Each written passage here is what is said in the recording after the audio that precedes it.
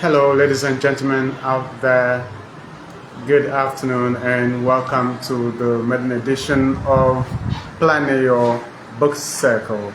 My name is Dr. Ayoitum. I am the MD of Planeyo Publishers, and I am the one anchoring this event. This is the Maiden edition of the Planeyo Book Circle, and we are about to start. We have our guest in the house, and we are expecting other guests to join us in due course. Now, Planeyo Book Circle is envisioned to promote reading culture in our society. Planeyo Book Circle is created to encourage the literary culture in Uyo and its environs. We, in Planeyo Book Circle, what we do is we interview authors, we read books, and we discuss literary criticism and the appreciation of literary works. And we talk to authors to understand what makes them write, what inspires them, because it's very important to also understand the creative writing process, everything that goes into the writing of literature. That is what we do here. And of course, we're not only limited to literature. All aspects of society are discussed at this circle, and so you should not be surprised when sometimes when we invite artists, songwriters, movie makers, even those who have restaurants or prepare food, will be called upon to discuss the ideas here at Planeyo Book Circle. And so that is why we are set up. We want to encourage reading in our society, we want to encourage writing, we want to encourage creative writing in our society. And that's exactly why we have the Planeyo Book Circle, PBC. And so we are going to start very soon. We have our guest in the house, Dr. Wellington Wogu, all the way from Port Harcourt. He's here at Planeyo Publishers, 3 acres, Street of Road. We're here to speak to us about the works that he has written and what makes him write, his inspiration. And then we'll get to listen to him read some of his books. And I hope that he will inspire one or two persons out there to also join the train in creative writing, because we need more writers in our society, and we also don't want writers to be neglected when it comes to talking about their works, and that's why Planeyo Book Circle is created.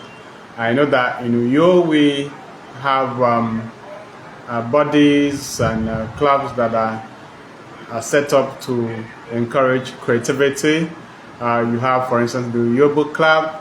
You have the Boulders Book Club, you have the Writers Menja Network and others. And so Planeyo Book Circle has joined the list of these bodies set up to encourage the thriving of literary culture in Akwa Ibom State. And so if you are around, you would like to join us physically, of course you can. Come to Planeyo Publishers, number 3 Acres Street, off Road. You see us, or of course you can join us live. And talking about joining us live, we are being watched now by 2 great gentlemen that I admire so much. We are talking about Victor and Deacon Abel and Mr. Nkoburok, a poet and a great writer himself. Mr. Nkoburok, I hope you leave us a comment. Someday we'll have to bring you to Planeyo Book Circle, because you have written so much as well and you need to be celebrated. Because here at Planeyo Book Circle, what we do is that we celebrate authors and their works. Alright, so I will take a break now, and when I come back we'll continue this particular program. So what we do here at Planeyo Publishers is that we publish books. Planeyo Publishers come on board uh, in 2020, but we started operation in 2024, and so far we've produced over 20 books. And so that is why we need to have this club, so that once in a while we bring on these authors that we have published and ask them to talk about their works, ask them to discuss the creative writing ideas with the audience. Perhaps they will be able to inspire the audience to write, especially the younger writers, to join the writing train. And also, not only that, we'll encourage them to read their works and then discuss them. With that, we'll be able to generate ideas for the development of the site. We'll talk about our culture and our history, the pride of our people. Those are the things that we talk about at Planeyo Book Circle. And we'll also talk to the movie makers, the songwriters, the people who prepare food in restaurants. That's also part of the culture. We'll talk about that as well. And so all arts and book issues will be handled here. Because at Planeyo Publishers, that's what we do. Planeyo Publishers is the publisher of the Planeyo Journal of Arts and Humanities. The chief editor currently is Professor Romanus Abo, and I serve as the managing editor of that journal. We also made some great strides in that journal, because so far, we started the journal in November 2024. We are almost 1 year old, and during that time, we published over 20 papers. If you visit our website, planja.com, you will see all those papers that are published. Open access, so anyone can go to the website and download the books, the papers there, and read and be educated on what is happening in the arts and humanities. And so these are the sort of things that we do at Planeyo Publishers. And now we have on board the Planeyo Book Circle, aimed to talk to writers or have writers talk to us and encourage the literary culture here in Uyo, Akwa Ibom State. So you can support us any way you can. Join us live, come to Planeyo Publishers, ask questions, and you can pick anytime we have the book circle. You can be here. There are books that you can read, and I think there is beauty when we read together. There's beauty when we listen to authors read, and those are the things that we do at Planeyo Book Circle. So once again, I welcome you to this event. I can see Uman, you're supposed to be here, and I hope that you're on your way, because I think we might need to listen to the things that you need to say about your experience working with us here at Planeyo Publishers. And so I welcome Uman, and then Sika Jack said, good afternoon, and I'm saying good afternoon. Sir, welcome to the Planeyo Book Circle, where we talk books and culture. And Dr. Emeka Nkuburu says, smiles, I'm a fan of creativity and would be glad to be part of the circle. Of course, we can set up a month, because we meet every first Saturday of the month going forward.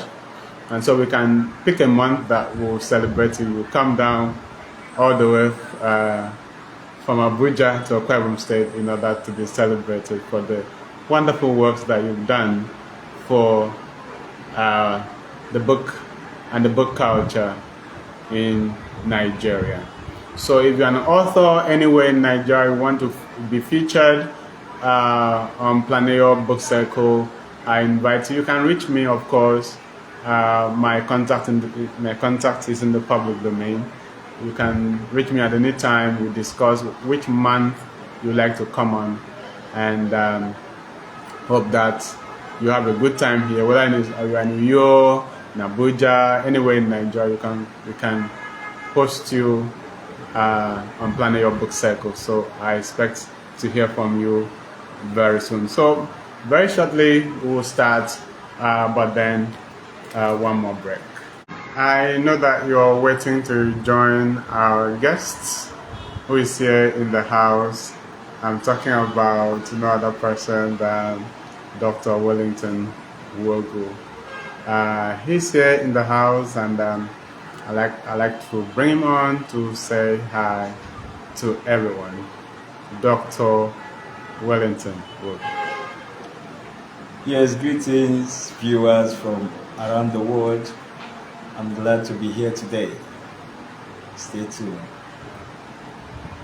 Okay, so that's Dr. Wellington Wogu, all the way from the city of Port Harcourt to join us here at Planeyo Book Circle. We will be talking to him soon about his works. You'll be amazed at the great things that Dr. Wogu has done for the literary world. His commitment to literature and all of that. He will speak to us today. Today is for us to celebrate him. So, Dr. Wogu, Yes. welcome to the program. Thank you very much. I would like to ask you, maybe then I should just start by telling us about Dr. Wogu. I have his bio statement here with me. Wellington Wogu is a prolific and distinguished writer from Nigeria's Niger Delta region, having an impressive portfolio of over 38 publications. His works have been praised by some critics, with some titles approved as reading texts in universities, colleges of education, and polytechnics. His books are available on prominent platforms such as the African Books Collective website, Amazon, and Seller.com. Wogu, a Knight of St. Christopher, holds a BEd in English Studies from the University of Ibadan, an MA and PhD in Literature from the Ignatius Ajuru University of Education, Port Harcourt, and a postgraduate diploma in Linguistics and Communication Studies from the University of Port Harcourt. His research interests are deeply rooted in environmental literature, reflecting his passion for exploring the relationships between human societies and the natural world. Beyond his literary endeavors, Wogu enjoys reading, writing, and playing the keyboard. Wow, that's amazing. I never knew that part. He is also a talented songwriter and a conference speaker, sharing his insights and expertise with diverse audience. This is amazing. Okay, let us mention his works as he has listed them here. He has written Dear Kemjika, an eponymous epistolary poetry. Oh, I'm correct. How do you call it? You're correct. You're correct. How would you call it? Okay, good. You're correct. Then Paradise of Thorns is poetry. The Yawning Earth is poetry. He has written Earth of Echoes poetry, Dial Rhythms poetry. Some of these books are with us here at Planeyo Publishers. The Woman of Yenogwa poetry. The Woman of Jerusalem, my very best book, poetry. And he will tell us what the Woman of Jerusalem is all about today, you know. And Metaphors of Love poetry, A Field of Wars poetry, We Tell of Our Niger Delta, edited poetry, Verses of a Storeman, edited poetry, Of Sonorous Songs, edited poetry, Songs for the Bard, edited poetry. These are the books that he has edited. Rhythms of Reeking Rivers, edited poetry. Men of Double Shadows, edited, play. Men of Double Shadows is a play. And then we have The Married Eves, a play. Basket of Eros, a play. Wars of the Wolves, a play.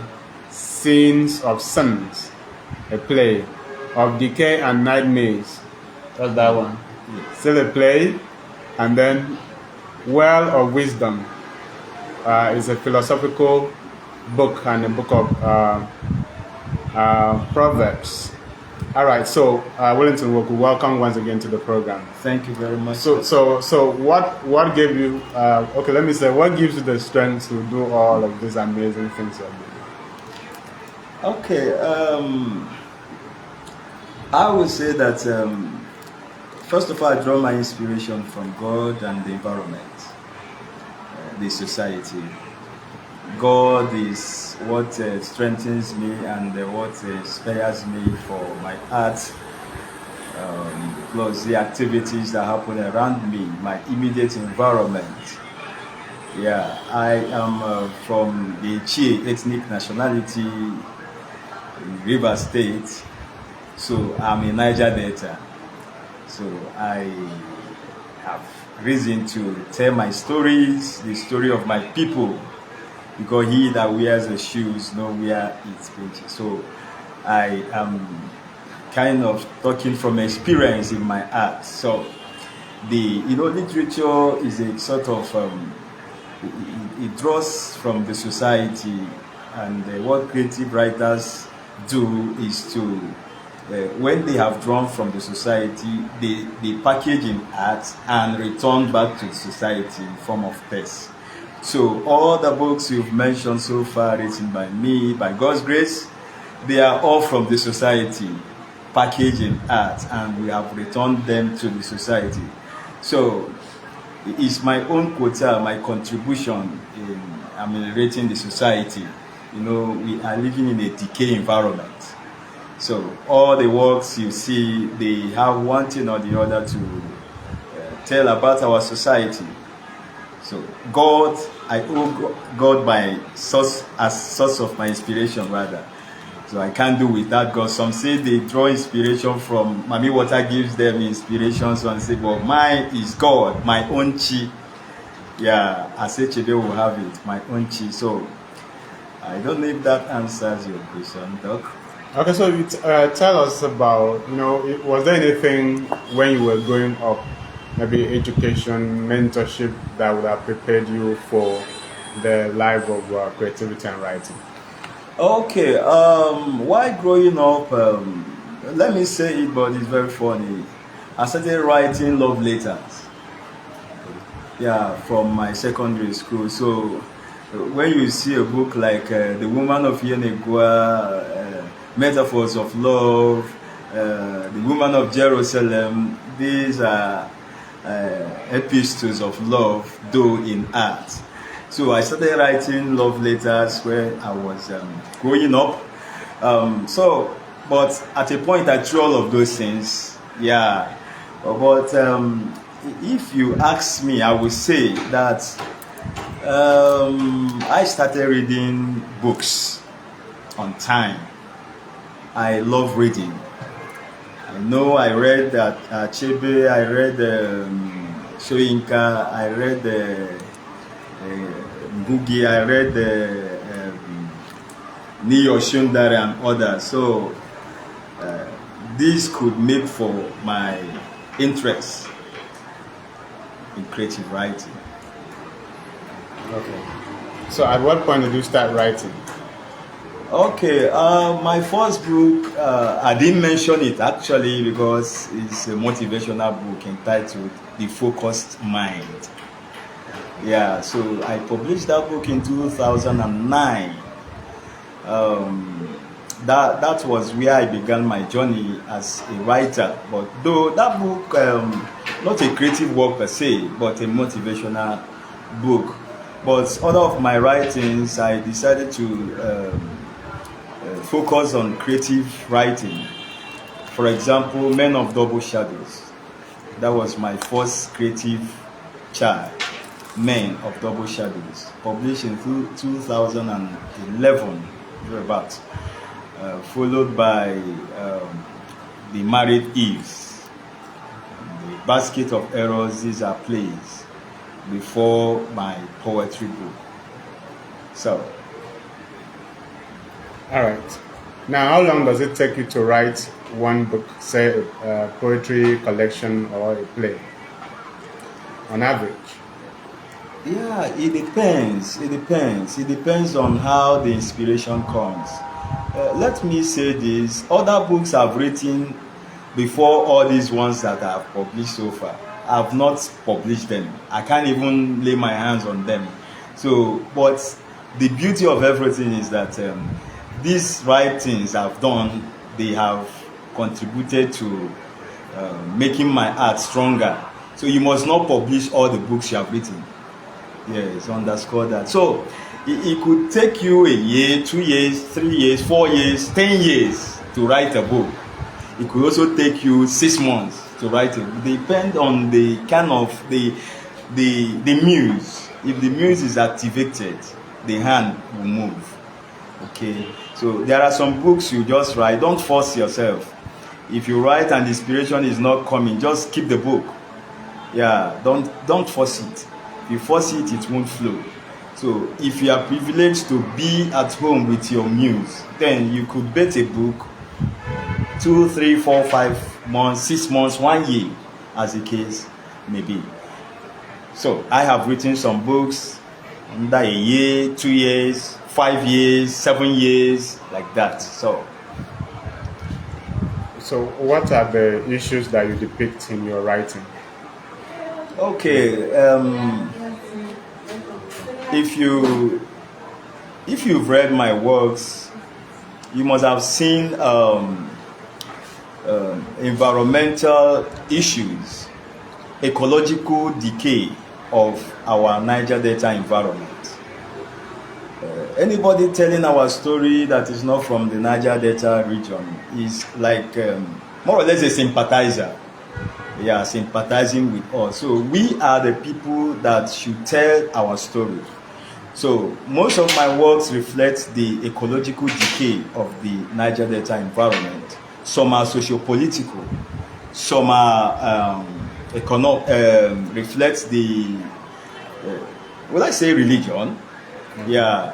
In fact, my work is it has a lot to do with the environment, the socio-political aspect of the environment, or where we come from,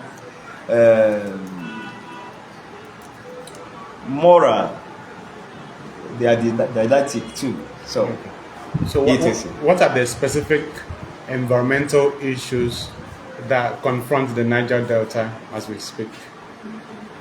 Oil exploration and exploitation.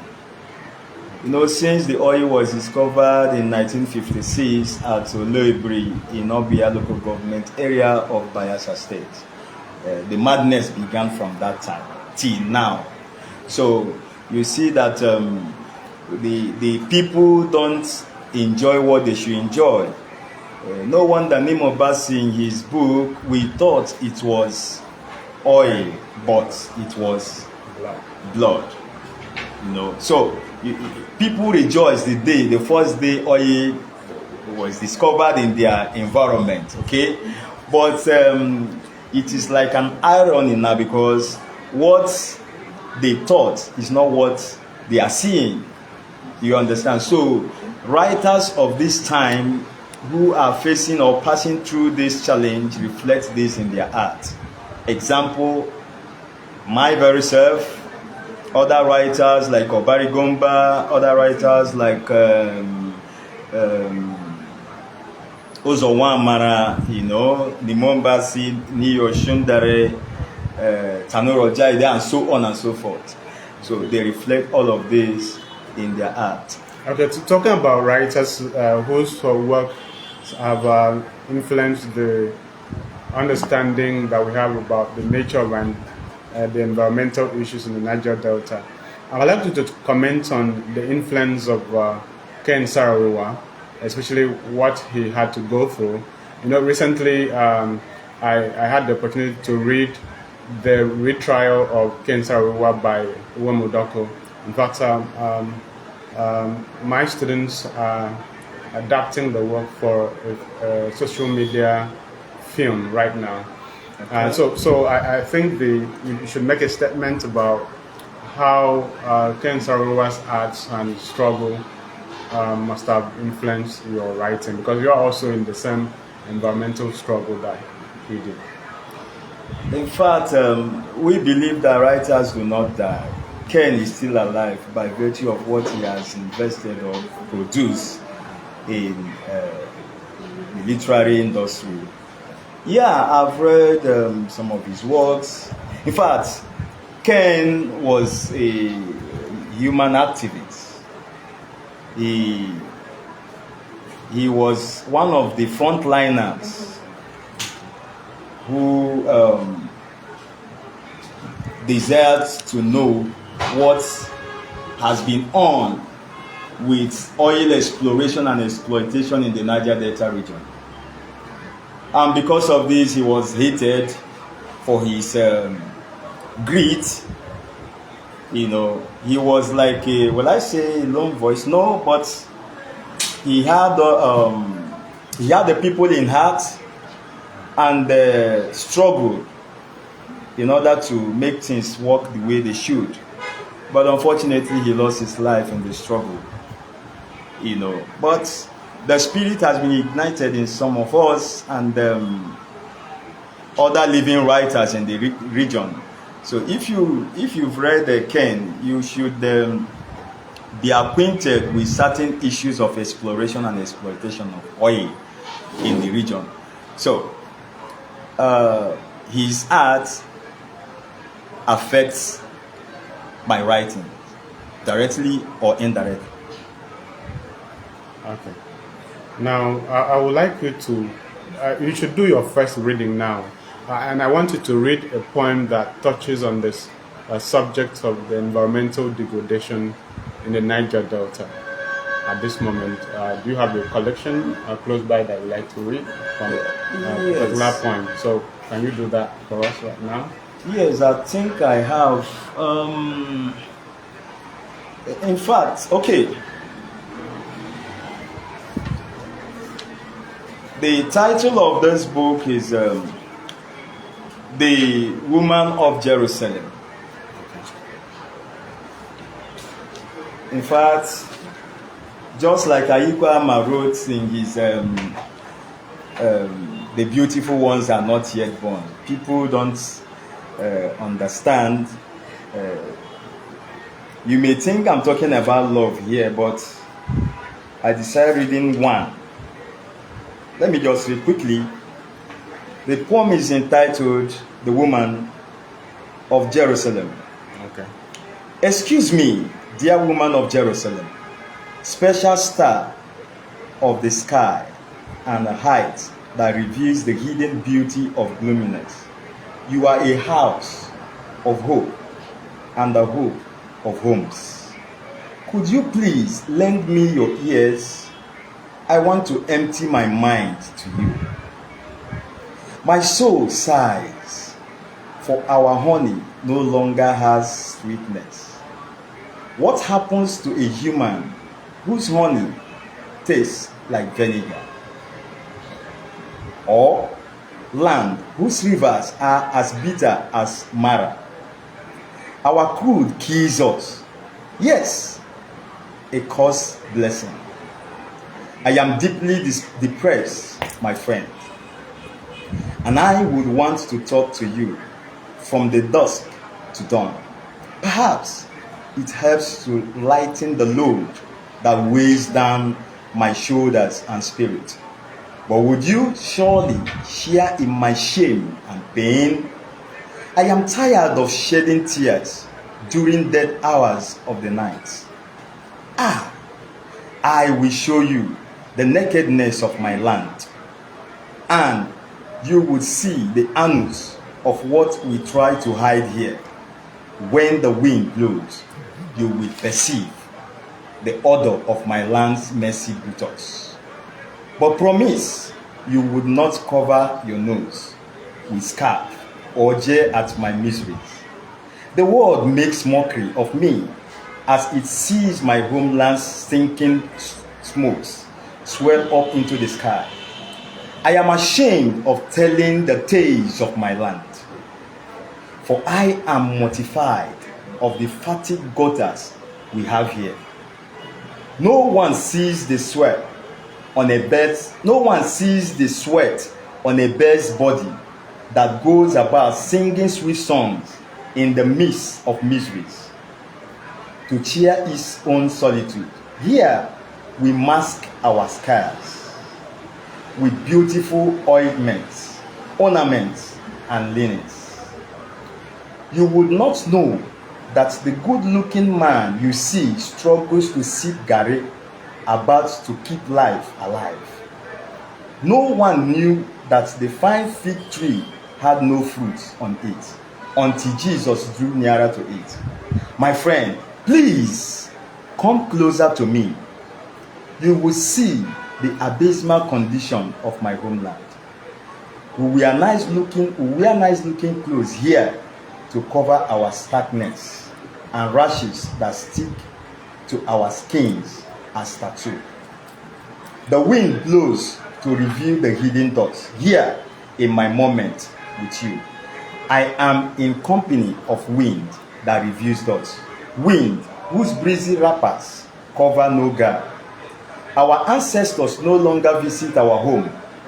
They no longer respond to the libations of our errant elders or recognize the red cap emblem of headship of our chiefs.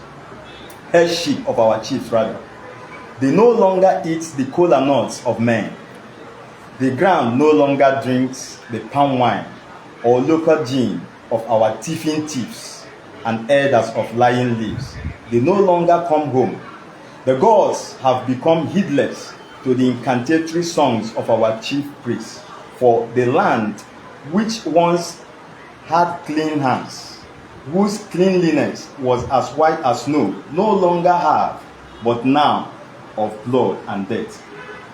Rain runs away from the cloud of our landscape, being barred from reigning as water warrior by man's inordinate acts and quest.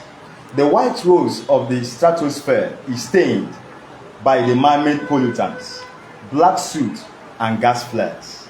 Here in the jungle, we are the grasses that suffer the pain as elephants fight in the forest. We are the ill-starred goats whose teeth rotting for the etc. eaten by dogs.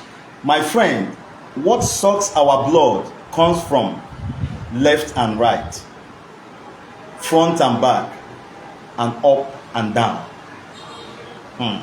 My whole land betrays me and hunts after the life you so much cherish from there. The trees in my land no longer bear fruit, and the collective cake of our land no longer goes round. Thank you. Wow, that's amazing. Please, a round of applause for it.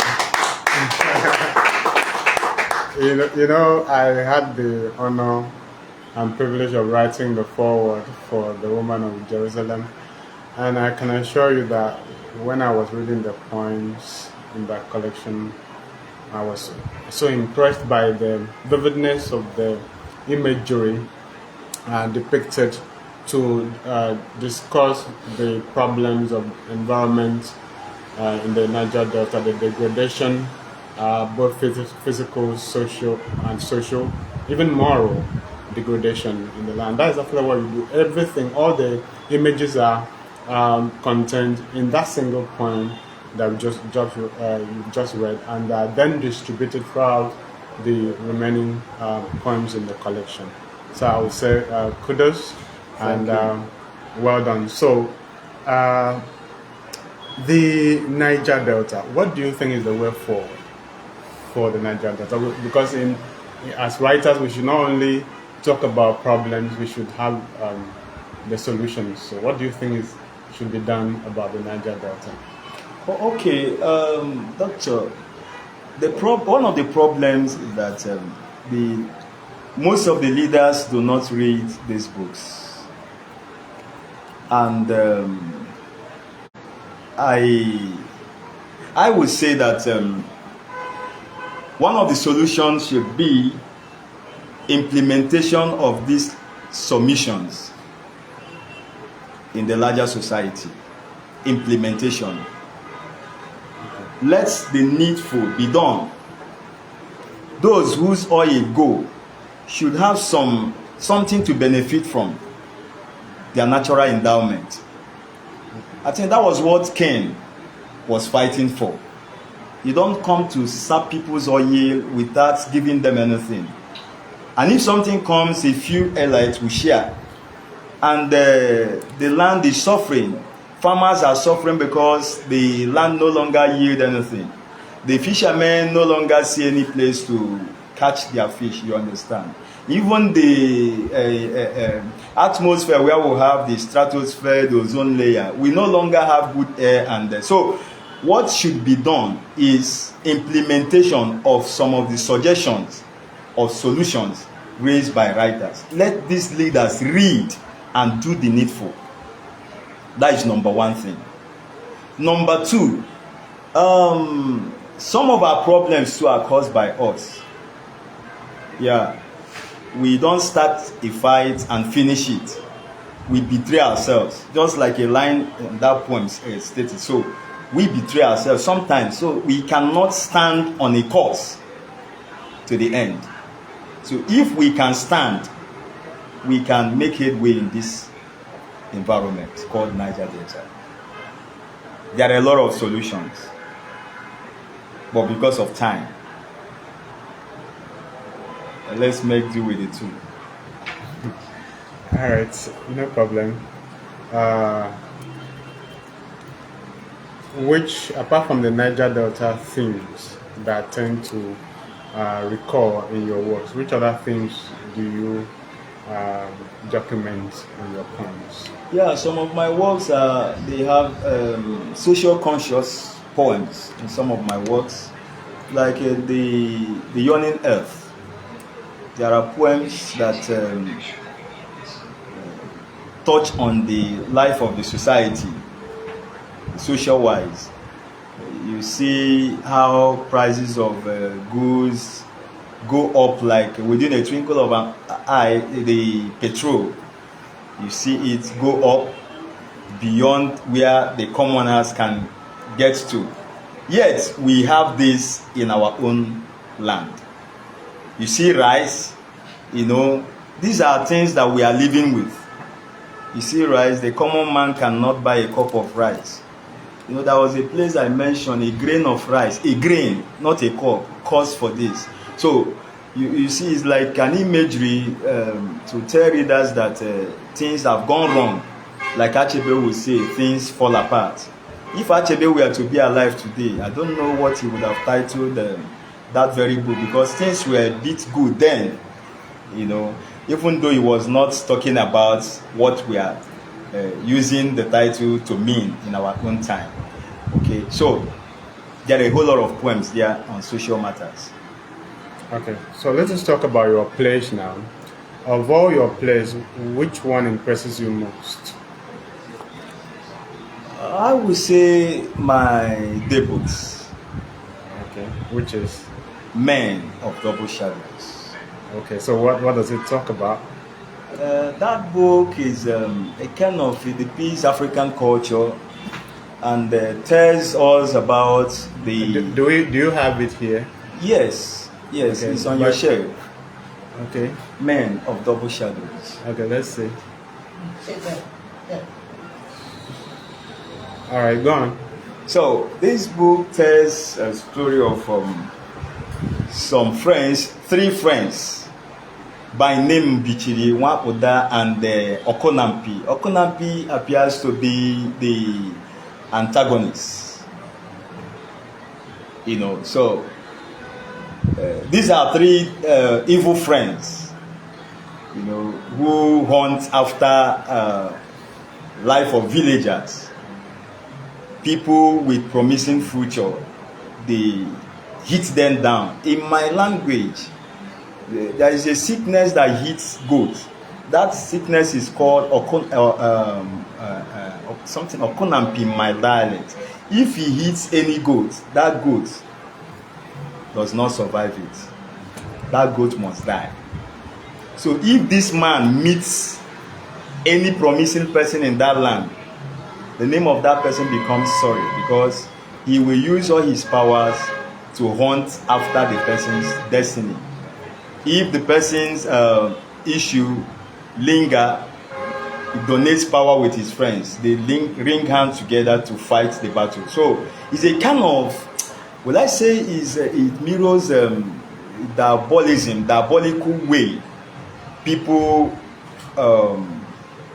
deal with their fellow human beings.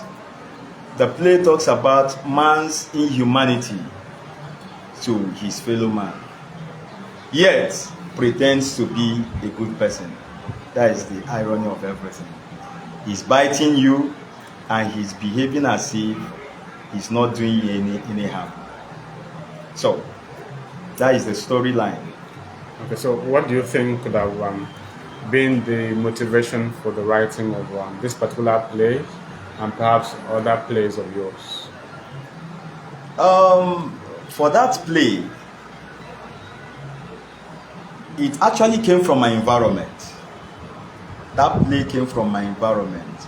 Although I made some concocted scenes, but it came from my environment. And other of my plays are not the same with Men of Double Shadows. There is a kind of total deviation from this Africanness of, not even Africanness, because this one is in the negative, the evil nature of man. Just like my Woes of the Wolves. Woes of the Wolves is a kind of a political play. It's against all these political evil acts, killing, beheading, and all of that. So our boys accept to be used, and when they are used, they are given peanuts, and these guys are sent thrones and they change thinkers and all of that. So you can see that the storyline or the plot of that is different from Men of Double Shadows. Basket of Errors, the same. So my plays are not following the same way. Yeah, they are written. We are written in the kind of how the muse presents itself or the events. Okay, so again, we'd like you to read from Men of Double Shadows a passage, maybe a speech, speeches of characters that are outstanding or really depict the themes or the thematic concerns of the play. Okay. Okay.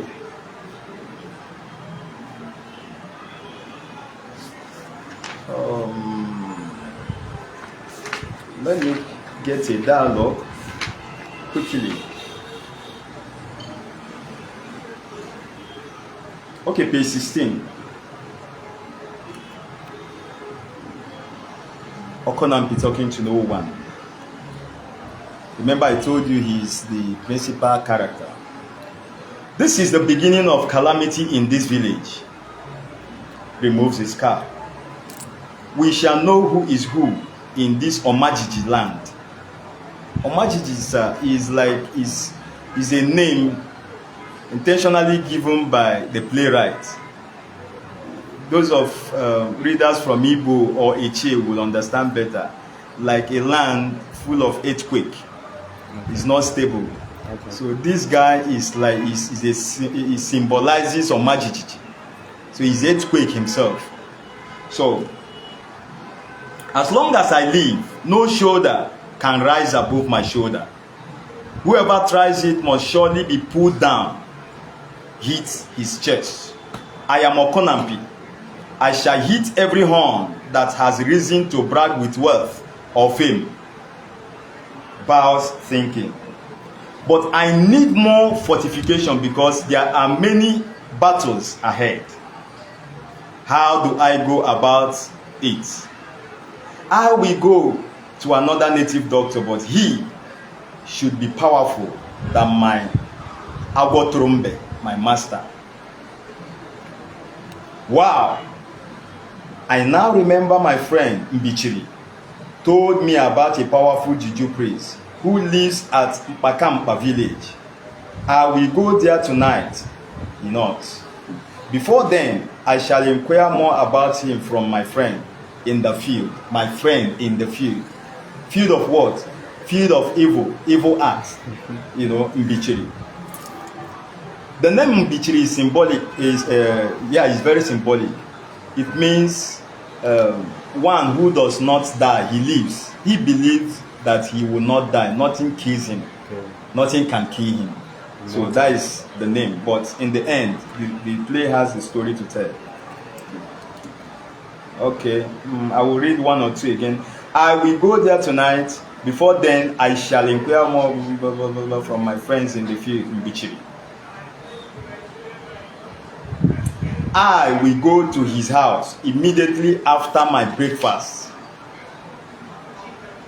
Let me stop here and tell you, paraphrase it. So he did not know that the wife was somewhere behind the door, okay, and was listening to all the comments. So the wife, Ojiugo, is opposite of Okonampi.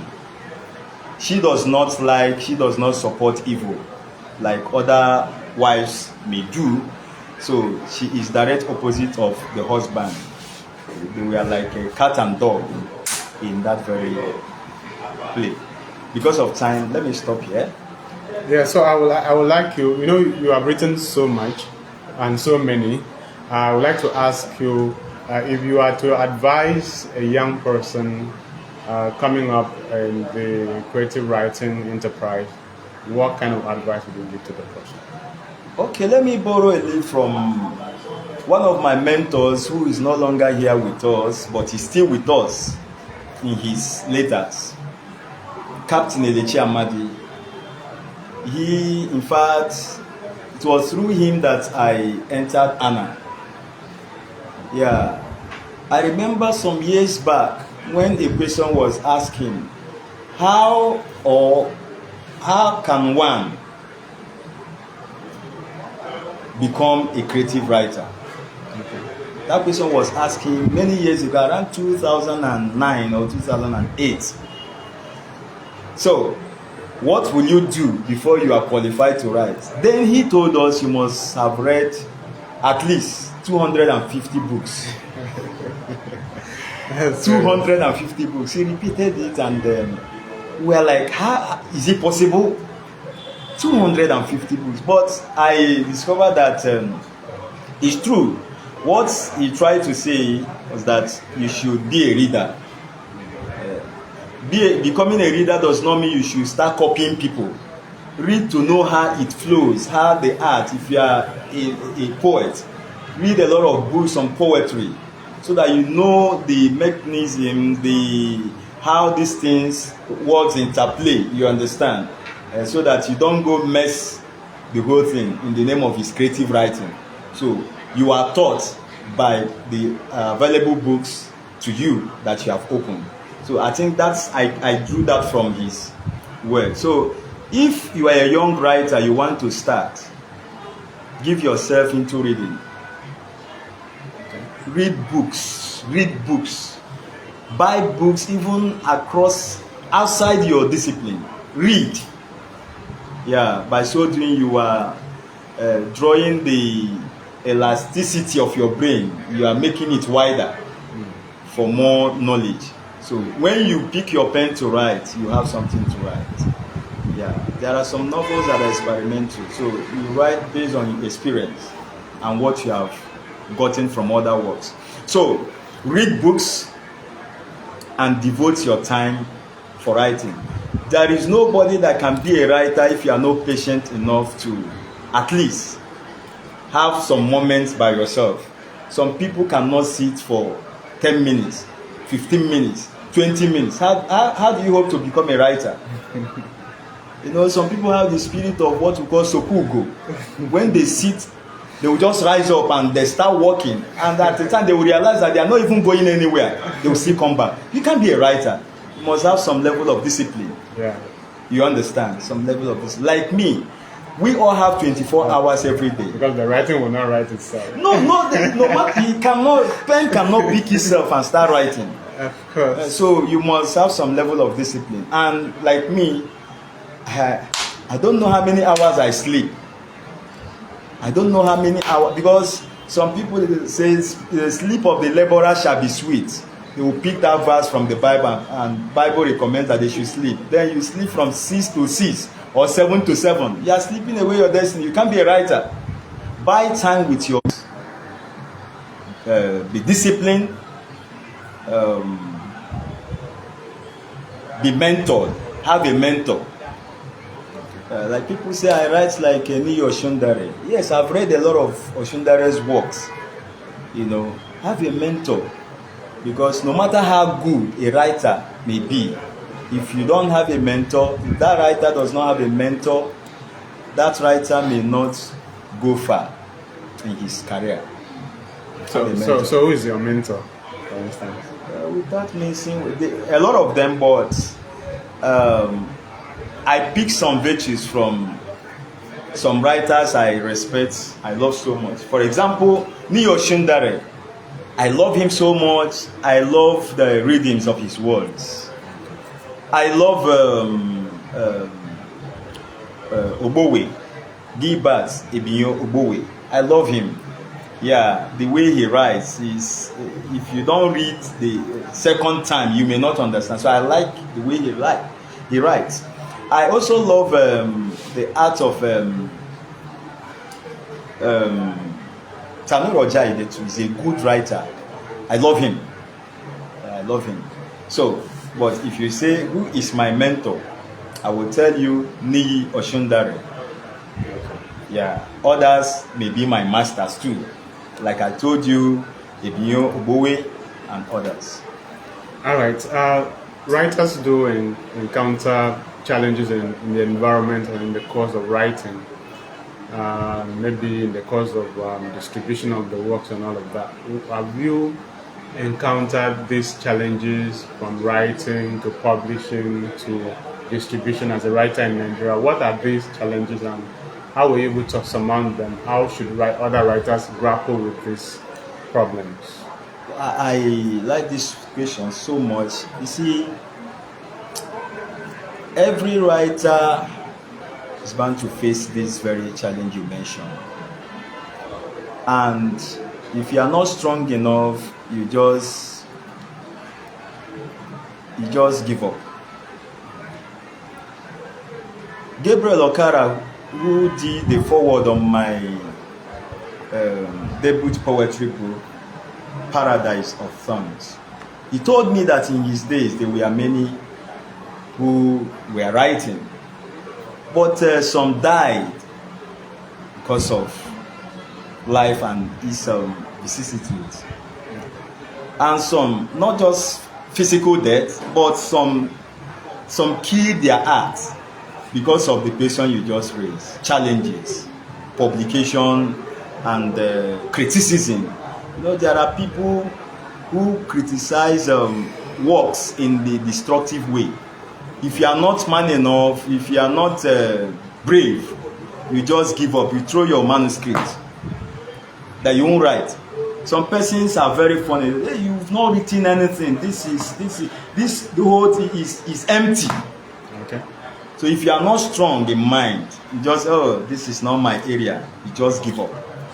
So you must face criticism, destructive criticism and constructive criticism. When these things come, be able to forge ahead. Don't give up. Like money has been my problem. When I was coming up as a budding writer, I discovered that it's only you that can help yourself, sir. It's only you. You are the one that is seeing where you're going. The dream, you are the dream bearer. So what you have seen, you will try to bring it to limelight. Others may not understand what you're talking about. You may have uncles who have money, but they are not willing to support you. I am a living witness. Yes, I'm a living witness. Okay, let me surprise you. All the books I have written, there is nobody that published it for me. From the first to the last, nobody. Is God that did it through my effort. So people are they are amazed. How come? You know, I invest so much on this. So if you build your hope on uncles, aunts, you may fail. In fact, one gave me 50 naira when I was that I should use it, and the person that gave me 50 naira is capable of giving me 500,000. No, 100 naira. 100 naira. You can imagine. So when you face this challenge, don't give up. Keep pushing until you get to that zenith of publication. Okay. Yeah. So grit, very important. Grit is very important. Be courageous. All right. So, what would be your um, final words for the audience as we take a break now before we take on another author on the show? Okay. You can be a writer if you want. Nobody can tell your story more than you. Be a storyteller of your very self and the things around you. That is one thing I have to say at this point. Be a storyteller. Anyhow you can do it, you may not be publishable. Don't kill that zeal. I've told you that more than 7 manuscripts I wrote when I started. I don't even know where they are. But the best way to learn how to write is to start writing. Just as the best way to learn how to swim is to fall into the water and start flinging your hands. So, pick up a paper and pen and start writing. Before you are able to come up with your signature that you're using now, so many papers must have been full of different types of signature. You understand? So the more you make practice, the more you perfect your art. Keep writing, and one day you will hit your target. Thank you very much. All right. Thank you so much, Dr. Wellington Wogo, for those inspiring words spoken today at Planeyo Book Circle, happening here at Planeyo Publishers, 3 Acre Street, off Ikorepuna Road, Uyo. We're going to take a break now. During that break, we're going to take pictures with Woko and share some of his thoughts.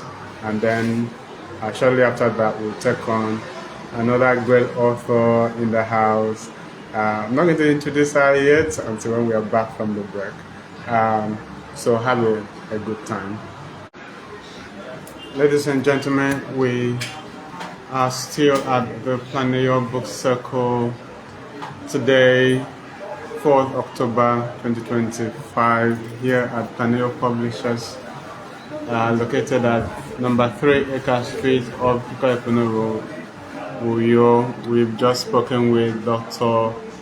Wellington Wogo, a great writer from the Niger Delta, and right now we have another guest in the house that would like to speak to us. She is a pastor. She is a great writer. Recently she published a book with us at Planeyo Publishers. The book is entitled Live Your Life, and the author is Pastor Sobi Enem-Charuk. Welcome to Planeyo Book Circle. Thank you. So how do you feel today? Kind of strange, Alright. but good. Okay, so you're live now on Facebook, so what do you have to say to the audience? Okay. Well, good to have you. Thank you for having me. Alright, so you would like to share part of your life with us, maybe your childhood when you were growing up, your parenting, where you're from and all of that, your education. Okay, like you heard, my name is Sobi Enem-Charuk. I'm originally from Rivers State. Let my husband not hear that because he said I was. So, but I'm married to a Akwa Ibom man from Ibno. Okay. I've been married for 32 years. And well, I grew up in the West. I was born and brought up in Lagos. So I'm more like a Lagosian. I didn't spend much time in Rivers State before I left for secondary school in the southeast. And but right from my primary school days, I've been exposed to the art. And I'll say I naturally love the art. I had a flair for it, for theater especially. And I remember as a young girl, my dad asked, what would you like to do in the future? Without thinking, I said theater arts. And he said, no, that is for dropouts. Well, if you grew up in my time, you will understand why. Because back in the days, the careers that made sense, where you're either a doctor or an engineer or a lawyer, but a musician, theater, fashion, it was not, it didn't come close, so it was either so. And because my father was it was like the judge and jury of my house, so he said, no, you're going to be a doctor. And it was like, bam, the gavel came down, and that settled it. But if he understood what purpose was, he probably would have been able to guide me, because I ended up going to the university and graduating as a pharmacist. I didn't work long as a pharmacist, but even through my pharmacy career in the university, I joined the drama club, I joined the press club, anything the art, Even right from secondary school, I always took lead roles in acting, until towards the end of my secondary school, I started trying my hands on writing, because back then, my house mistress, encouraged those of us who were taking part in drama to see if we could write plays ourselves, and we tried our hands, and some of our plays did not go through, but at least we knew we wrote something, and that was the beginning of, I would say, my writing. So I have written, drama scripts, movie scripts that had even been produced way back in 1999. My movie was nominated for an award at the FEMA, award. So I had been right. It's only later I started with, drama and playwriting. I love writing for stage. I just love the stage work, and I hope to, maybe in the near future, do stage productions, because I still have a flair for that. But I started, venturing into inspirational writing and novels only, let me say, probably a decade plus ago. So that was how I got here. Yeah, so let's just talk about how you became a pastor, a minister. How did that happen? Okay, that was still as a student in my university days. I've been a believer since I was in secondary school. I gave my life to Christ as a 13-year-old, right from secondary school, and I've been following Jesus still then, and I have no regrets. But the pastor thing, it wasn't like when I first started, I knew I was going to support ministries. That was my, passion. Wanted to support the work of God, I have a passion for missions, missions and missionaries. I've been to short-term missions, quite a lot. But the idea of being a pastor, I didn't see that coming. Let me just say it that way. So, but I had this conviction. It took a while, because I kept thinking, being a pastor, that would mean that one has to struggle, and all that, because I saw how pastors used to suffer, and people would tell you that you can't be rich, and so on. But going through the Word of God, I discovered that it's not necessarily, the case. So I had gotten that conviction before I became a graduate. Fortunately, otherwise, if I had left the university and entered fully into the workforce, it would have been more difficult.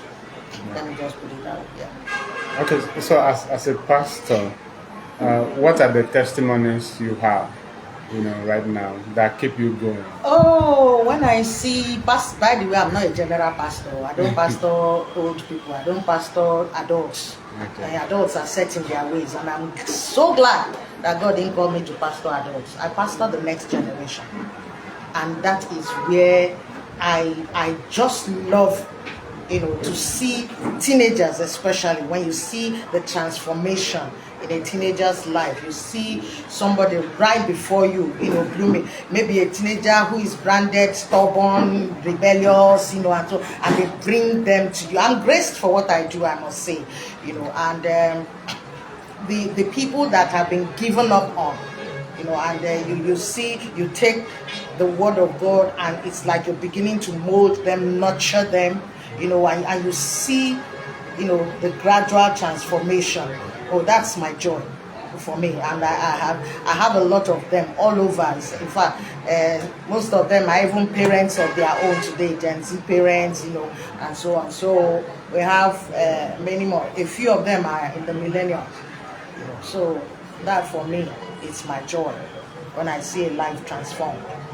Okay, so when you write a book like Live Your Life, do you address it to these young people? Yes, it's actually, but it cuts across really. It's for, this one is more for everybody, and yes, I have another publication that's more towards pre-teens and the teens. That has to do with sexuality. But this Live Your Life was conceived over 6 years ago. And somehow when I started to, I came to a point in my life, where I asked myself, what does this life really entail? What does it mean? When we say that you should just live your life, because we are in a world where quite a number of people are trying to copy somebody else's life. You're not trying to discover who you are, so that you will now find out, what am I supposed to do? What is my mission here on earth? Because everybody comes here with a mission, a purpose, and so you can't come and be living anyhow. What is that life that you have been chosen to live? That's what, it was through various thinking, and I'm a deep thinker, like when my brother here was talking, he said that if you cannot sit down for 10 minutes, before you know it, I love solitude, sort of, because for you to be a writer, not just a writer, but an inspirational writer whose work will transform lives, you will learn to sit down and love to be alone. And for me, those are precious moments, and those are times where I find also fulfillment, because somehow you discover that it's like you are downloading something and your hand is just going, and you can't wait to put them all down. So that is the concept of this Live Your Life. Who are you, first of all? Because what I said, my most important thing, the highlight of Live Your Life in this book for me is my chapter 3, which talks about the programmer. That's what I did, the programmer. And it was inspired by my pastor's pastor, whose program we go for once every 2 months, and he titled it, he just talked about the program. When he spoke on that topic, I had already conceived this, but I had started writing it, 3 years before, and that's why I can relate to, again, my brother, when he says that it depends on what you're writing. It can take you 5 years to write a book. Like this book, it took me like 5 years. It looks small, but it took that long, because sometimes, of course, we all know that we can have writer's block. Once the inspiration ceases, there's nothing you can do, until that, garment comes on you again before it can now stand, because you have to have a flow when writing, otherwise, it doesn't make sense. So at that point, I talked about, because I took it from the life of Jesus. Everything Jesus came here to do was programmed before he came. So there was, when you say, and he was moving around, suddenly somebody came. Everything is on the program for that day. So he went according to the programming of that. Because there's a place in scripture where it says, "Lo, I have come in the volume of the books as it was written concerning me." So what has been written concerning you, that is your responsibility to discover. And when you discover it, please leave it, irrespective of what anybody else is saying or doing. That is the concept of live your life. That's a powerful message, and by that explanation, I get to understand the essence of the book. That is, you are not supposed to live your life as you like, but first of all, you need to know exactly why you're here, based on God's purpose for your life. And once you understand that, then you are set to go. Fine. So, what was the experience like when, if you are talking about the publication process of this book? What was the experience like? It wasn't easy. I have had several manuscripts in my system. The only one I had been able to publish was, like I said, the mini book, which, of course, I think, yes, I have it. Yes, Straight Talk on Sex. That's for preteens and teenagers. So, after the publishing of this, that was almost a decade. It is, an upgraded, work. So, I now felt, okay, this year, I turned 60 in June. So I felt that, okay, for my 60th, I'm not really interested in throwing party. I'm not interested in gathering people and say, okay, not that there's anything wrong with that. But my priority was, how do I celebrate God's faithfulness in my life? Because, the truth is that in my immediate father's family, I'm the sole survivor right now, for over a decade. Father, mother, siblings are all gone. So I'm the only one. So, and I don't think that is a coincidence. So how do I now show God that I appreciate Him helping me to be 60? Apart from my dad, none of them got to be 60 before they died. So it was a big deal for me, not the party. So I felt, how do I now appreciate God as a, and in my spirit, I just, okay, why don't you publish a book? And I looked at my manuscripts and I felt this one spoke more to what, I'm trying to address. And that was how I came to, publish this, and it was dedicated on the 8th of June, which was my 60th birthday. Okay. So, would you like to read a passage from maybe either Live Your Life or Straight Talk About Sex for the audience? Yeah, Live Your Life. First of all, I want to appreciate, again, my pastor's pastor who took time to write the foreword, because he's a very busy man. Reverend Simeon Afolabi is not somebody you can easily catch like that, but I called or sent him a message, by, I think, late January, February this year. I told him I want to release a book for my 60th, and I would love to have him write the foreword. And he said, okay. First of all, that also paid on the fact that maybe the book was supposed to be released anyway. So that was that. So let me just read part of his foreword. I says, life is a gift that only a few know how to enjoy. Our world is filled with both opportunities and distractions in equal measure. To enjoy life, one must learn to shove off distractions and embrace the opportunities. A minimum requirement for a rich and fulfilling life is knowing how to separate between these two opposing forces. That in itself calls for wisdom. I've heard wisdom defined severally by different individuals, but the one that has fascinated me the most is found on the introductory page of the book of Proverbs in Thomas Nelson Bible. It says that wisdom is the ability to live life skillfully. The difference between merely living and enjoying life is in the skill we put into it. Experience has shown that few possess the skill for living, so they end up with miserable tales. A much deeper problem is that people live without realizing that there's a call upon their lives. This is what we call purpose. Many people are drawn in different directions, lost in the maze of fanciful but inconsequential pursuits. Failure to realize that an eternal mandate is over one's life can lead to the temptation of conforming to some cultural trends. Many people only live as clones, wanting to be like some other people or do what they do. Whereas one can draw inspiration by observing other people. No life is designed to be an exact clone of someone else's. Every life is a unique product emanating from a unique design. That is how the programmer proposed it. To live your life, you must first understand what that life is, and no one can better tell you than the one who programmed it. Wow.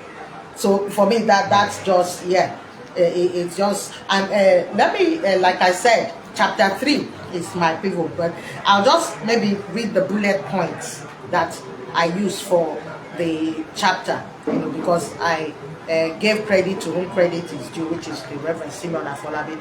And the Bible says, in the mouth of 2 or 3 witnesses, every word will be established. So to establish the witness concerning the fact that even Jesus' life was completely programmed, I came up with up to 6-7 scriptures, which are the witnesses. They are in the book.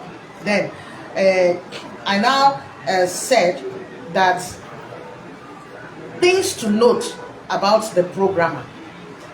First of all, the programmer is not always understood. And of course, we know that the programmer is God. If we're talking about life, he's the author of life. So he's the programmer. So for every person's life, there is like a timetable, a schedule, a curriculum, any word you want to use to describe it. So hence the confusion in following his program for our lives sometimes, because it's not always understood. Second point, he has given you the will to choose and make decisions, although he puts clues in place. The third point, now these points were expanded, I'm not going into the expansion. The third point is that your program is your responsibility to discover, not anybody else's. It's not a one-time, but a daily discovery. Then point number 4, based on your discovery of what is programmed for you, go ahead and set your own parameters for success. So that will now define what success is to you, not what somebody else is defining success to be. Then point 5, once you determine your schedule, determine the level and type of training or equipping necessary for you in order to execute or actualize your program successfully. Then point 6, based on point 5, you can know for certain that the processes you go through will shake you real bad. Some of them, not all. So sometimes it would appear like you are losing or even dying. Sometimes you might be forced to even question the due process, to question if you are even right in the place, or in the right place, or at the right time.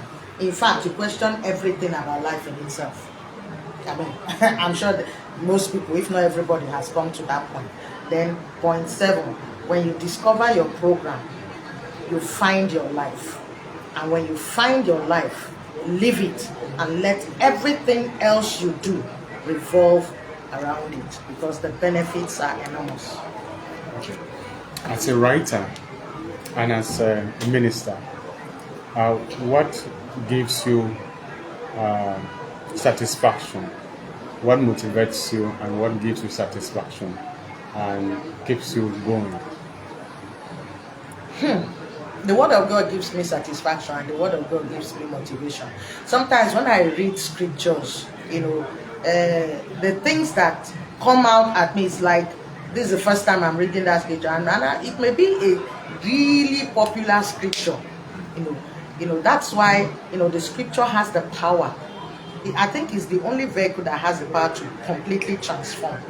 Wow. Yes. So for me, that is my foundational inspiration. And I travel a lot, and so I also draw inspiration from my environment. Wherever I go, I like to know more about my environment, the people. I love to meet people, meet new people, at least socialize and so on. So all those parts too, they give me inspiration. In fact, I told you I'm a script writer, so those ones even form the basis for which I write my scripts. So most of those are there. And I have a trilogy that is a novel, I'm yet to come and publish it. Maybe you'll see it either end of this year or early next year. And it's that trilogy is based on, like I said, I write for the younger generation, so it's based, I think more than 70% of it is based on true life events, right from when I was in school. But I turned it into a work of fiction so that you won't be able to tell, oh, okay, she's talking about this person, but I have also, in trying to make it real, used real places. Like I finished from the University of Jos, so I used a lot of analogies from Jos, from Makurdi, so the Middle Belt. I used a lot of analogies from that area, so that formed the bedrock. So those kind of things, when I get to places, they inspire me, and I can't wait to come and write. Okay, so talk about publishing. How would you describe the experience you had with us when you were publishing it? Well, when you talk of publishing, I heard my brother talking about money. Now money, now they run this thing. So but it was good because you kind of made it very easy for me, and I like to appreciate you and your publishing outfit with that. You didn't make it cumbersome at all. You made me see that, hey, even if you can't afford 1,000 copies, do 500. If you not fit do 500, you can still do 100. At least let it be that something came out, and that is really encouraging, because most times that is what stops some people when they look at the cost implication. It's like, no, I can't do this. I told you I have almost 10 manuscripts. Why have they been there? It's because of the funds. But at least with this step that has been taken right now, I now find out that it's easy to, publish. So yes, I really appreciate the contribution your team and yourself did.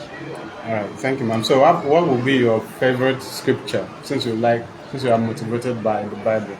What's your favorite Bible passage that you always go to? I have a number of them. Or one of them is in Galatians, where I think it's 6:9, where it says that don't be weary in well-doing, for in due season you will reap if you faint not. You see, that scripture is loaded. Don't be weary. You are doing works of generosity. People may not appreciate you. Don't be weary. You're showing acts of kindness. They don't recognize it. Don't be weary. You see, because they are not the people that will reward you. The programmer is the rewarder. So in due season, and you know what, the news flash is that we don't determine our due season, he does. And when that due season comes, nobody can stop the reward from coming to you. No matter what they do, it cannot be stopped. So as long as you don't faint, that's what it also says, if you faint not.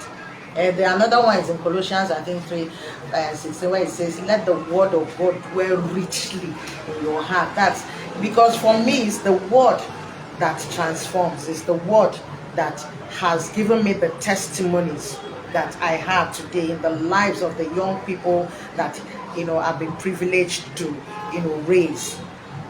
And if I don't ground myself in the word, it's such as I have that I give them, how do they also live their life? And part of the thing that motivates me, I hear some of them say, they tell other people, I want to be like Auntie Sobi. I want to go. By the way, that's my favorite title, Auntie Sobi.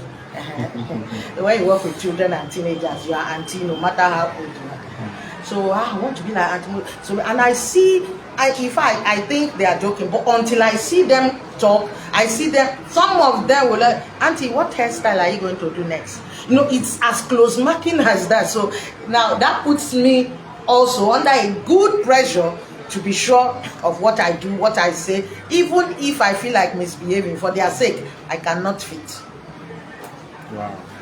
So maybe you can read from here as well. Okay, straight talk on sex, yes. As we have seen, is like I said, this is a revised, edition, and Now, okay, let me just read the introduction. It says, a few years back, a friend of mine who takes children's Sunday school class in our church told me a 4-year-old approached her and said, a 14-year-old approached her and said, Auntie, I think I'm old enough to be part of the adult church now. After all, I'm no longer a child. And that's the thing you have with teenagers. They don't, think they are not children, they are not adults, and that's where the confusion is. If you don't know how to handle that level of individuals, you have problem. So she said, no problem, I'll let you go, but to be sure you understand all that will be discussed in the adult church, just answer this question: what is sex? He laughed and simply said, that's easy, Auntie. Sex is simply knowing whether one is male or female. With that answer, she told him, my dear, you have a long way to go. Do me as well as yourself a favor by staying back in your class until we are truly ready. So, yeah, I can almost hear, like I said, I wrote here, I can almost hear some of you laugh loud at the naive young child, saying to yourself, how can he not know what sex is in this digital age? Good question. But the truth is, most of you think you know what sex is, but you don't. The naive guy was right in some sense. When you talk about sex of a child, you're actually referring to the gender, that child being either male or female. But when you mention the word sex to most people today, before hearing and understanding what you are trying to say, their minds already navigate towards a male and female having intercourse. The essence of this book is to arm you with the right information on the subject from the viewpoint of the creator of sex. A German proverb says, what is the use of running if you are not on the right track? It's tantamount to disqualification, and as such a waste of precious time, energy, and other valuable resources. It is foolish to try to operate an equipment without reading the manufacturer's manual. I know that most people don't read manuals. They feel they already have an idea of how the equipment should work. So as soon as they bring home what they've purchased, like phones, I wonder how many of you, when you have new phones, you take time to read the manual. Most people don't. I still do that, no matter how new my phone, except the phone does not come with manual. I still do, and when I do, people say, if they read the manual, I don't know how to use phone. Not be just to check. It's different, even if it's a small thing. So as soon as they bring it, whether it's electronics, they start fidgeting with the whole stuff. I've had friends who felt I was wasting time reading manual of a new phone that I'm using. Their comment, do you have to read everything before you use it? Haba, no be phone again, waiting. When I get such reactions, I know exactly what such person's mentality is. It is the same with sex. No man born of a woman made sex. Even the spirits don't know what it is all about. So, beloved, don't be deceived by people with warped mentality who present sex to you for selfish reasons. Don't throw your life and destiny away. Come on board as we take a trip on this cruise ship named Straight Talk on Sex, the Manufacturer's Guide. So that's what this. There's a round of applause for Pastor Sobian Mutaro on that beautiful presentation. You really blessed us with your powerful words, and we really thank you for coming around. And I'm sure these words that you've spoken today are recorded for posterity. And if you need her books, you can, or especially Live Your Life, I think we can produce them for you here at Planeyo Publishers. And so once again, thank you so much. So what are your final words for the audience? And then taking into consideration, if you have a piece of advice for younger writers out there. Oh, well, for the younger writers, I'll say just try yourself. Whatever thoughts come you. First of all, what you need to do is make sure you own a journal. That's where I began from. Start writing daily things. I have those. My journals are still there. I just used to have. There was this a small hard cover. This and I had. This refillable sheets. So I bought the refillable sheets. And so on. So I still have them. Some of the things I write in my books today are from those things I was penning down from my journal and so on. It was Mike Murdoch that said the shortest pencil is still longer than the longest memory. So if you don't pen something down, you might forget. Sometimes an inspiration comes. Many times when I'm working, I have a small journal and Bible. I always go out not less than 3, 4, 5 biros. I remember passing through an airport some time back, and my bag passing through said, Amanda, why do you have so many biros? I said, because I'm a writer. He said, it doesn't. I said, because sometimes when you go somewhere and somebody say, hey, please, can I have your biro? After they write, they don't remember to bring it back, and I can't be chasing one biro. So I have another one. So I need to have spare. That I know that when I have an inspiration, it will not take long to put it down on my jotter. But these days with my phone, I have a notebook on my phone, so it's easy for me to put down. So put down your thoughts. Learn to put down your thoughts. You never can tell. You see all those memos, all those journaling and so on. You could just write a memoir in future with all those compilations. So just learn to put down your thoughts and read wide. That's what I will say. I heard my brother say, and it's true. Read. There was a time in my life, there was nothing, as long as you keep something and I'm waiting, I must pick it up to read any article, whatever it is. I may or may not understand, but I am reading it. Is it that attitude of reading? And great leaders are readers. So you want to be a leader, you've got to learn to read. So that's what my advice would be to those who are aspiring to be writers. All right, thank you so much, ma'am, once again. Now we're going to take a break, and during this break we'll take photos with our author, and then when we come back we'll do our reading.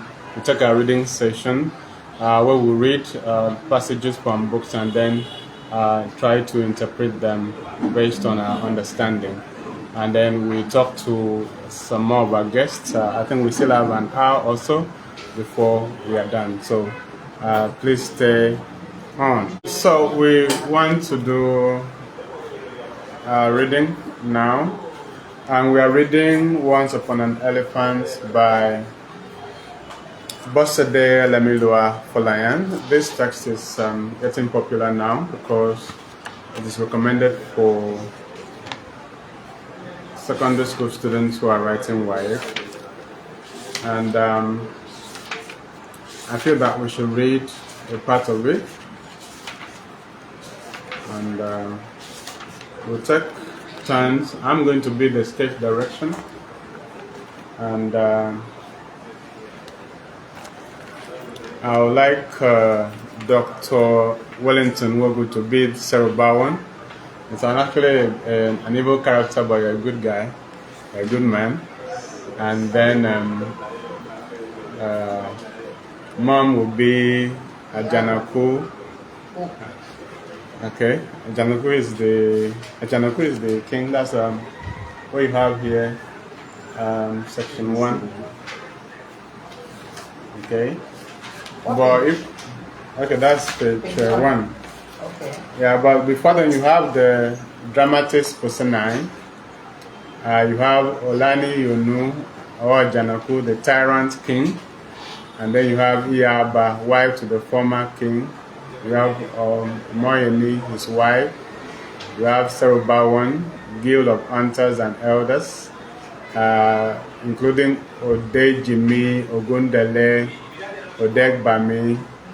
And then we have Iyale, Odejimi's wife. We have Odekunle, his son, Desola's lover. And then we have Desola, Serubawan's daughter. And then we have Yosola, her friend. We have Demoke, Serubawan's wife.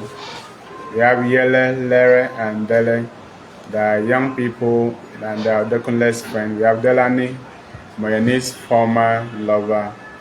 Dancers, singers, guards, and townspeople. So, I am the stage direction, so I'm going to read the stage direction that sets up the play. It says, groove. Which one am I reading? Okay, Ajanaku. Groove. Metallic clinking of the gong and chants of Ogun in the background. Sitting on his stool, bare-chested, is Ajanaku.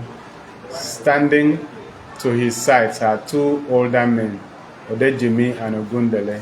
Serubawan appears from within. He is also bare-chested and ties a red cloth to his waist, performs some rites and stops. It is done. Rise. Are you sure? Sure, I know that only four of us are here. Thank you. Thank me when everything is done, after 7 big markets. But do not see your father until after you have had the last bath. When is that? I will tell you.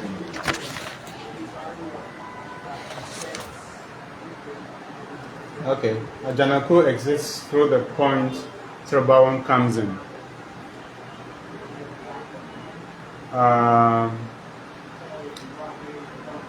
Love, you play Ogundele. What other bird does he need after the rites we have performed? That aspect involves only me. You may not bother as such. Odejimi, Catherine, Odejimi. He asked, what right? Not the person involved. Silence, I hope, is not what I think. Sorry. How can I know what you are thinking? Okay. Olu, right, of course. But it can't be that one. Is there any better way to prepare a mortal to represent his ancestors? What? But you can't do that. You should have at least asked us. What difference will my telling you have made? Answer this question, sir. What difference will that make? I ask again. The rest is just a few steps away. I can only urge both of you to stand by me. The young man is more prepared for this task than I had initially thought. Quite strong-willed and confident. The more reason no one should ever be underestimated. Do you know the meaning of what you are giving that young man? Do you know exactly what you are turning him into with these rituals? He was here. You should have asked him. People call him a rascal for his youthful misdemeanor. Writing often makes it impossible to know the true meaning of names. But if we took our gaze away from such market ranting, we would find that the young man has a destiny to fulfill. The only reasonable thing we can do is to help him get to where he is headed. And you know exactly where he is headed. He brought gifts. When you are done asking why he should be king, you can pick yours from the hut inside the grove. He turns and goes in. Ah, what did he say? Spirit of our fathers, Sarah Warren, that boy's father yet lives. Our king lives. The bomb comes out in a big calabash, squats and watches his hands. Of what use is a king who cannot perform his duty? You both saw what was left of him a few days ago. Of what use is that near Kakas? Kakas? Yes, Kakas. What else is left if not a lifeless bunch desperate for life that slowly ebbs away? Sickness is different from death. In this despite being Kakas is Some illness are worse than that. Can we just be honest for once? Don't tell me about honesty. How long has he been ailing? Of what significance is that? Besides, what have you done to help him? You are its medicine man and his best friend. What have you done to help your friend and king recover from his ailment? What have I not done? What have I not done should be the question. What herbs have I not been administered to him? What ritual beds has he not taken? What medication and concussion has he not been fed with? Everything. The only thing I have not done and I will not do is to take his place or even allow his condition settle upwards on the royal stool. What medicine man leave his patients to die safely because the herbs he tried wasn't as effective as expected? What man will allow a strange ailment to strike him down? Are you saying he asks to be inflated with the alignment? What is this talk? It is time we move on after all these years. That is this talk. He takes the calabash in and returns shortly as the Wunderless speaks. Akinyobi may be ailing, but he is not insane. He is only ill and not insane. Our customs still recognize him as the king, as do our people. Ours is to stand by him and nurture him back to good health. Are you both listening to me at all? Akinjobi dies slowly. Nobody can help him now. Nothing can bring back his hand of time because his horse has finished its race. Nothing, not even the best herbs on earth. How can you know that you are not our ancestors? They can tell that. I don't have to be anybody's ancestor to know that Akinjobi's sun up in the sky is about to set, and another one is preparing to emerge in his full glory. That is the way of the world. We mustn't live our lives the way it is not meant to be lived. If a door closes, another one opens so people can enter and go out at will. Akinjobi's door closes soon.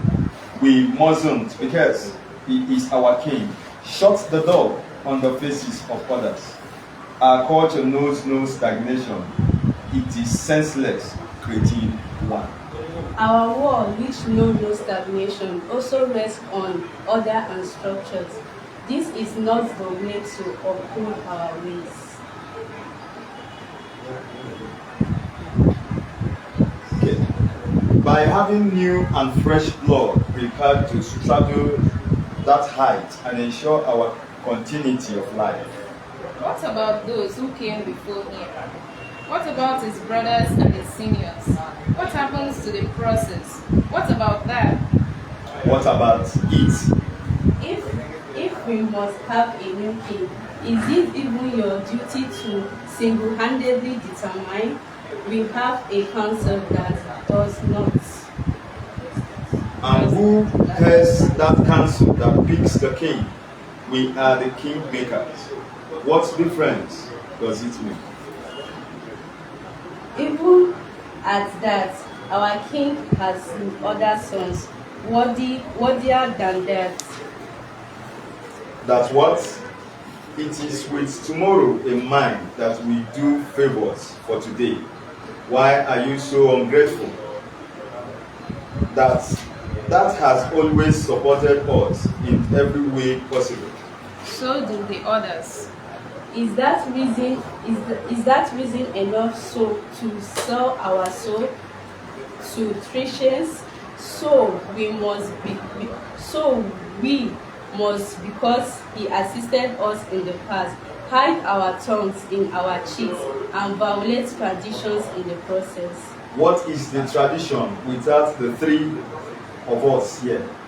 You plan it very well to have just the three of us here.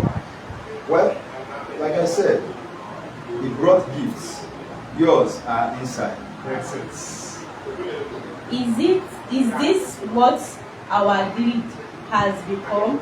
Tell me, Ogundele, what has happened to our sense of thought? What about the king's other sons, especially Bamidiri, the first son? This is a pure usurpation of his rights. He is the elders, and that should count for something. We must inform the other elders. No, we cannot. Why not? They won't believe us.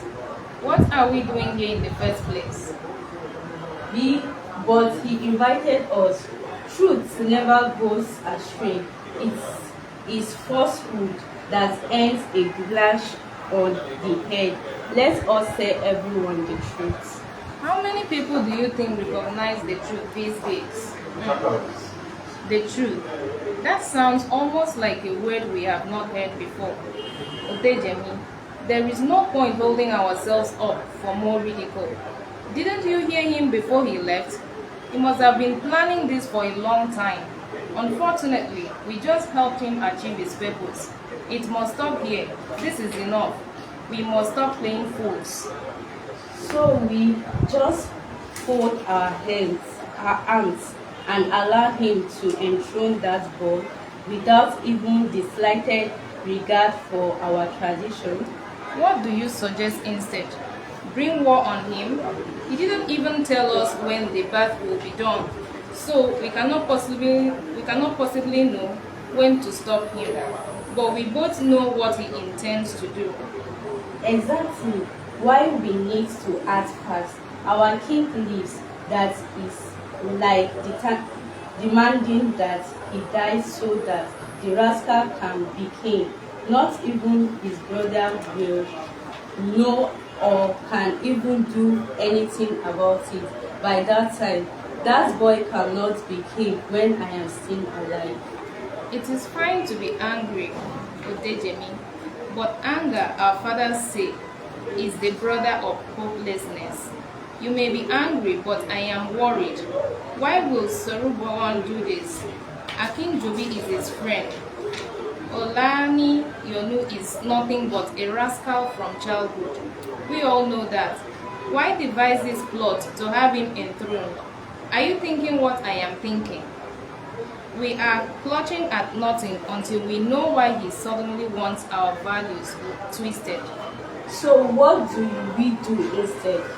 Let us hope the rest of the council rejects his choice. What if they don't? Well, it means they, too, will not recognize the truth if we tell them. But we cannot just fold our arms. Who says we are going to fold our arms? Let us attend to our ailing king and try to bring him back to good health. At least by doing that, we can stall whatever plans Serubawan has. Unless a king dies, another one is never enthroned. That is custom. And you think that is enough? Shall we just do that first? Who cares about his gifts?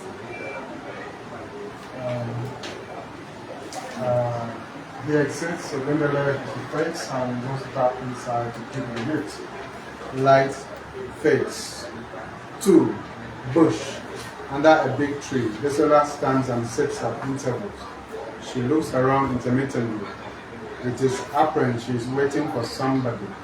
Dekule creeps on her silently from behind. Do we have Okundele already? Or do we have Odokunle already? No. Okay, so maybe this, what's the name?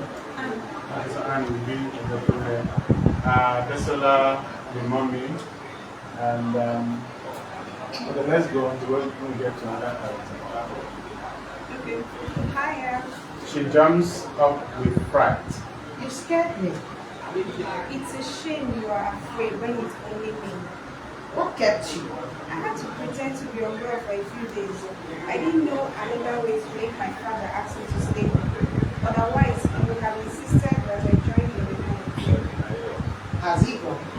Not one of the hunters is left out. Don't forget I face coronation ceremonies in a few days. So it's certainly a big point in order to have a sumptuous feast. Would you rather prefer that?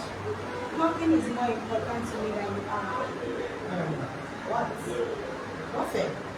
Silence. Why are you silent? Nothing. Then say something. What? That you love me. But you know I do. I want you to say it.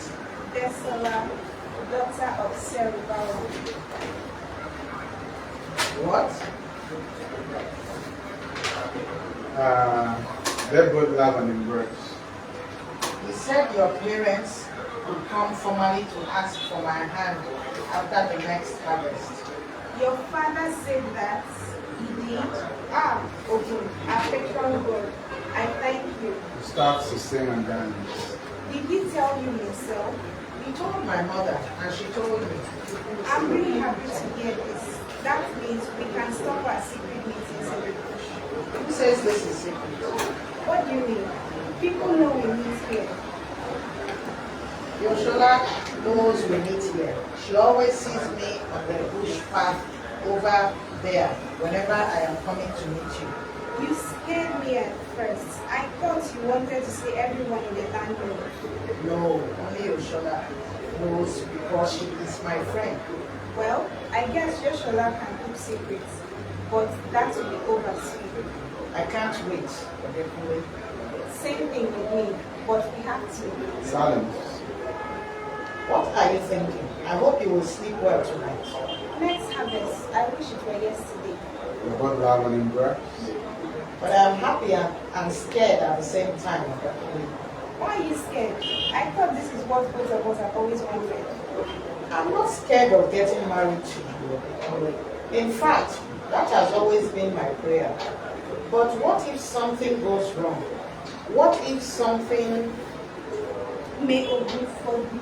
May Ogun forbid. Don't say that. I hope it doesn't. There was something Yoshola told me. What? She said she had a dream that scared her. What dream? Please don't scare me. I don't mean to really, but I had the same dream a few days ago. What did you see in your dream? Please tell me, what did you see? Terrible thing. Everybody was there. A big crowd. All sorts of people. It was our wedding ceremony. You were with your friends, drinking and chanting a lot of Itala. I have never seen you that happy. I was also very happy. Indeed, I felt like some goddess incarnated in human form. The people were my devoted worshippers. It was time for me to chant my Ekuyawo and bid my parents farewell, that I was finally going into my beloved husband's home embrace. Every young girl looks forward to that moment, and there is mine, right in front of me. But What? I lost my voice. Everything in my head was blank, like some strange darkness have consumed me. The harder I tried, the harder it was for me to remember anything. I began to sweat and cry at the same time. My mother also began to cry, and you were so angry and humiliated that you threatened to kill me if I did not sing. I was trying to explain, but could not find my voice. Definitely, tell me it was just a dream, please. Silence. Have you told anybody? No, just you. Why? It is not a good thing to tell people bad dreams. But Yoshola told her mother, and she wants me to tell my father. You cannot tell your father. Why? The whole marriage will be affected. How do you mean? Silence. It turns well. What is it? What are you hiding from me? You know I won't hide things from you. Your father and the Hunters Guild have been having some quarrels lately. How does that affect the marriage? My father and yours have been the most at loggerheads, especially regarding the choice of Prince Planeyo. Prince Olaniyo. I thought they said the elders chose him. No, your father did. But he couldn't have done that alone. I don't know how, but he did. But that was not what he told my mother. Anyway, it is too late for anyone. Olaniyo will be crowned in the village square in a few days. The whole community is already abroad with celebration. That is it. Why? He is taking the crown. People think. Forget what people think. But definitely, let us think about ourselves for now. What are you thinking of? Of you. What exactly? Eshola, can we? Can we do what? Say it. The embrace light fades. We just take one more and then we are done with reading. 3. The village square, Ajanapo's coronation, heavy drumming, singing and dancing. He addresses the people. Ajanapo, I choose Dr. Wogo to be Ajanapo.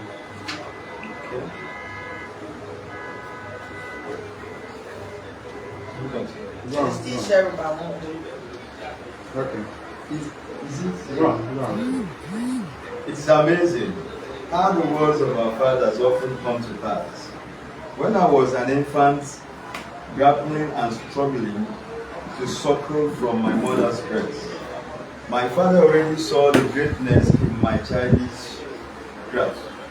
He saw this crown firmly placed on my head.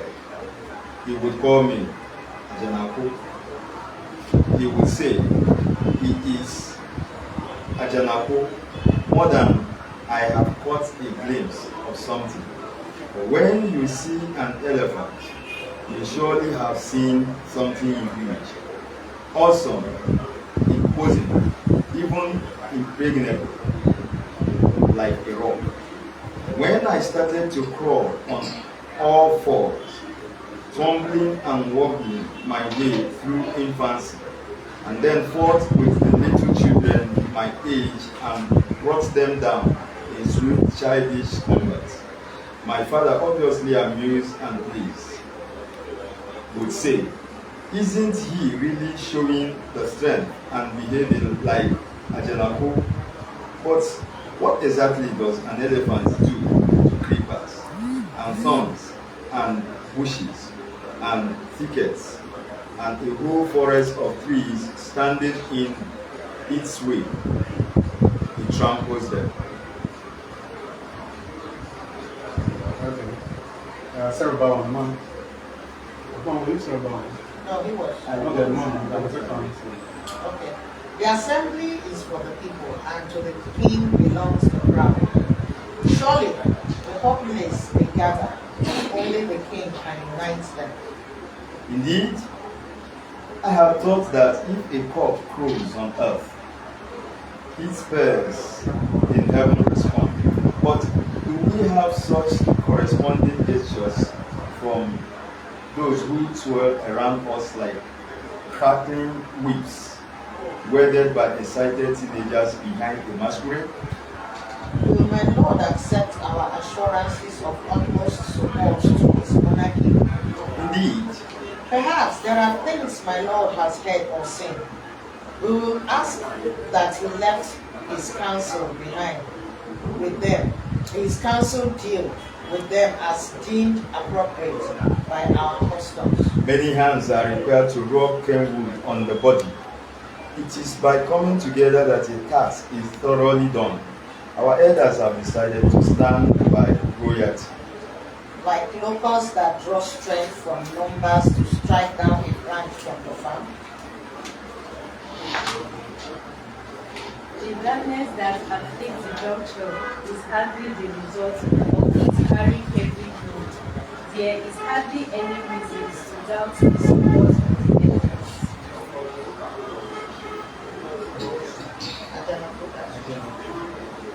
Indeed, the gods may confer greatness, but the king enjoys it.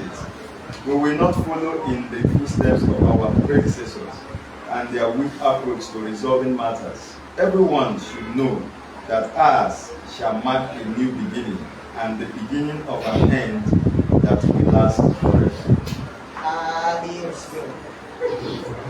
We have been given power to rule, and rule we shall. Celebrate. It's followed by the Council of Elders, Satu Benjamin, Ogundele, and Adebami. Villagers also sing and dance up. Adebami, I think capacity author will check that. Adebami. Let us go into the courtyard and continue the celebration. What do you make of that? Or am I the only one who had that? What I had? So what are you referring to?